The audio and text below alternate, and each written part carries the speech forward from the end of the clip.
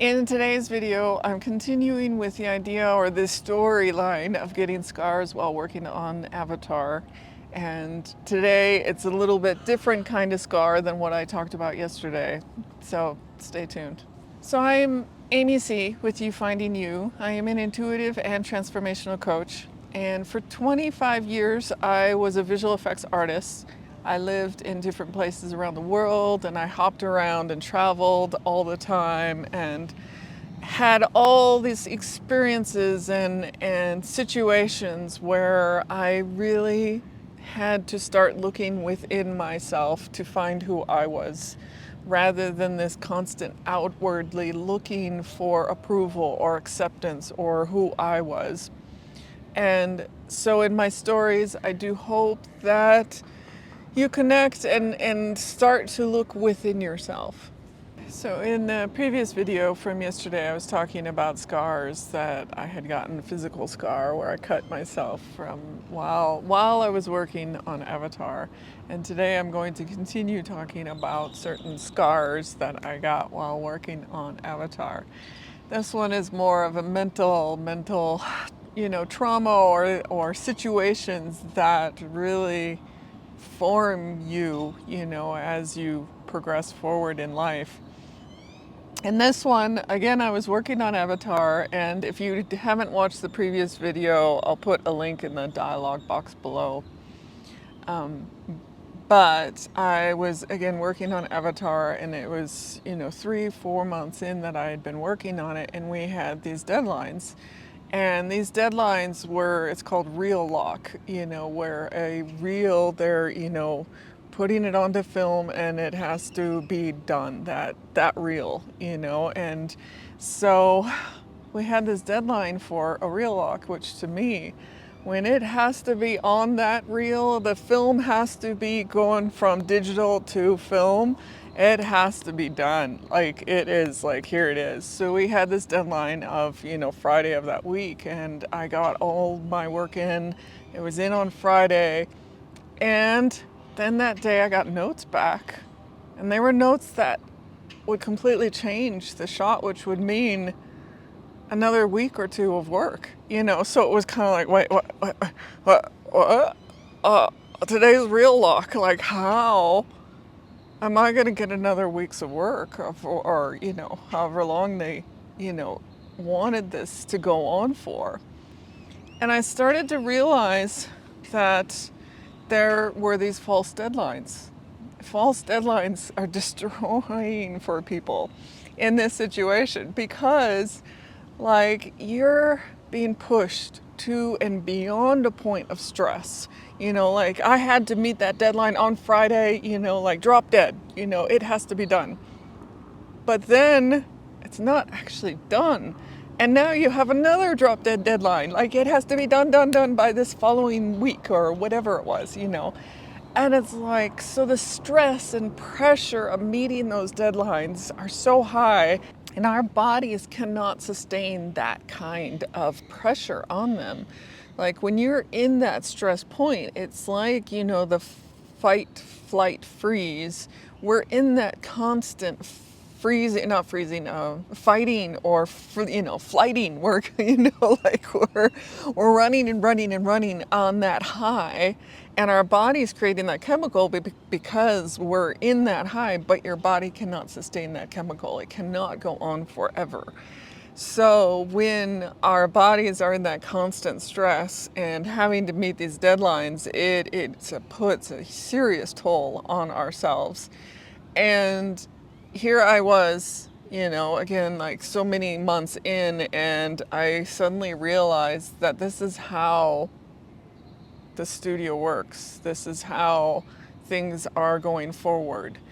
And when I started to realize there were these false deadlines, I ended up going, okay, I'm not going to put that pressure on myself to meet that deadline the way they expect, because it'll go on for another week or two. So it's kind of crazy psychologically within me too, of being I'm not going to meet their deadline, whatever, because it's actually not real. it's not real, so I started to call it like their reality versus my reality. And my reality oftentimes too is I wouldn't even have all of the information or the tools or the tech, things that I needed to actually create the work. So it was like, I'm not creating this because I don't have it, and so we cannot progress forward even though your deadline is today or tomorrow or something. And I hold no ill will at all towards the people I worked with. I loved and adored and still continue to feel such a kinship with everyone that I worked with. Like everyone I worked with, we bonded, we were in the thick of it together. So this is not about the people, it's about, these situations that are created. And this situation that was created was around these false deadlines. So it's like we're being pushed. And there was others too that we would be like, is this the real deadline or do we actually have more time? Like people would ask because we all kind of started to know that it was like, this isn't actually real. But I had never had that situation before. And here I was suddenly like, oh, now I'm seeing that they're calling this a reality when it's not. And I'm saying, oh, it's actually not that reality. And I have to live in this other place knowing that's not the actual reality. So when I talk about this idea of other scars while I was working on Avatar, it was this mental kind of like shift that I had to get into to be like, this isn't actually what is really happening in reality.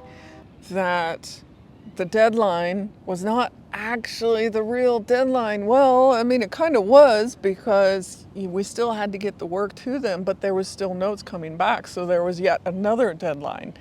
So to me, when they say real lock or drop dead, like that means the deadline.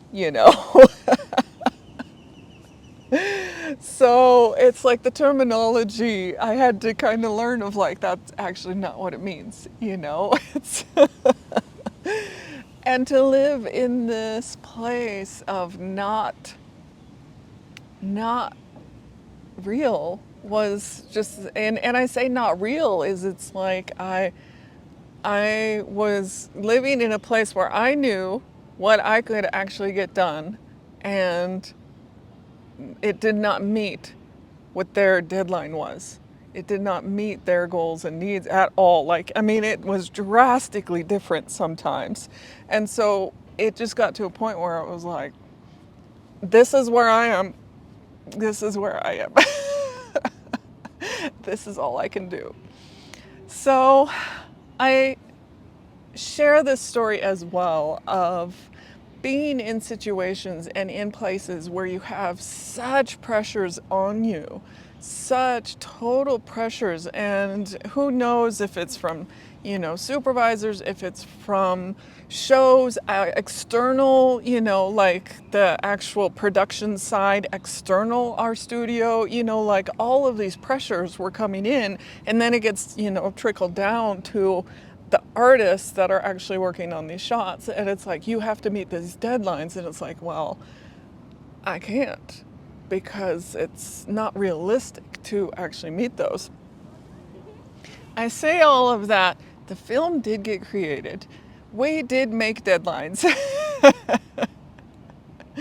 But it was through such pressure sometimes that it was so unsustainable for people. And I throw it out there as a story of becoming aware of your own situation. It's like, is this reality doable, and why or why not?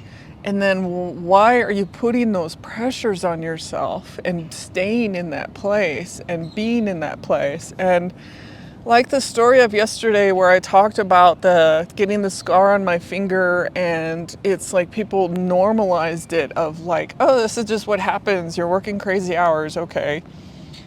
I feel like I also normalize things to be like, yeah, it's just what happens to earn money, to bring in money, to live this life. And I did not see or realize that there were other ways for me to get happiness. Because in the end, for me, it was about wanting to really be happy and satisfied.